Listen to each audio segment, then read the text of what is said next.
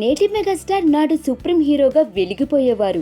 ఆయన కెరియర్ ఆరంభంలో విలన్ గా మొదలయ్యారు. నాటి మేటి క్లాసిక్ సినిమా న్యాయం కావాలిలో ప్రతినాయక ఛాయలున్న పాత్రలో అద్భుతంగా నటించి మెప్పించారు. యురేకా యకామికా, దొరికేరా భలే ఛాన్స్, యురేకా యకామికా అంటూ మెగాస్టార్ వేసిన స్టెప్పులు ఇప్పటికీ ట్రెండ్ సెట్టింగే.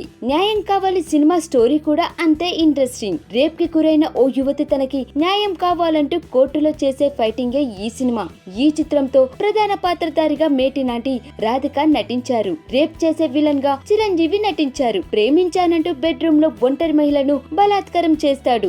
అయితే దానినే రెండు కోణాల్లో విశ్లేషిస్తారు. సాక్షులు, ప్రతి సాక్షులు, విక్టిమ్ వాదన, నిందారోపణలు పడిన వ్యక్తి కోణంలో నేరేషన్ అద్భుతంగా ఉంటుంది. చివరికి బాధితురాలు న్యాయం పొందుతుంది. అయితే ఈ సినిమాలో రేప్ సీన్ ఇప్పటికీ టాపిక్. ఆ రోజుల్లో రాధిక కెరియర్ అప్పుడే మొదలైంది. తనకి తెలుగు రాదు, తెలుగు సినిమాలో నటిస్తుంది. అయితే దర్శకుడు రేప్ సీన్ తీయాలి అన్నాడు. కానీ అది సరిగ్గా అర్థం కాలేదు. రేప్ సీన్ అనగానే భయపడి వెళ్ళిపోవాలనుకుందట. కానీ చిరు సర్ది చెబుతూ రేప్ సీన్ ఈ రోజు కాదు, రేపు తీస్తారు అంటూ సర్ది చెప్పారట. అదే విషయాన్ని రాధిక ఎంఈకే షోలో గుర్తు చేసుకుని గలగలా నవ్వేశారు. చిరు ఎదుట హాట్ సీట్ లో చాలా సంగతులే రాధిక ముచ్చటించారు. మహిళా దినోత్సవం స్పెషల్ ఎపిసోడ్ లో సుహాసిని కూడా ఈ షోలో పాల్గొన్నారు.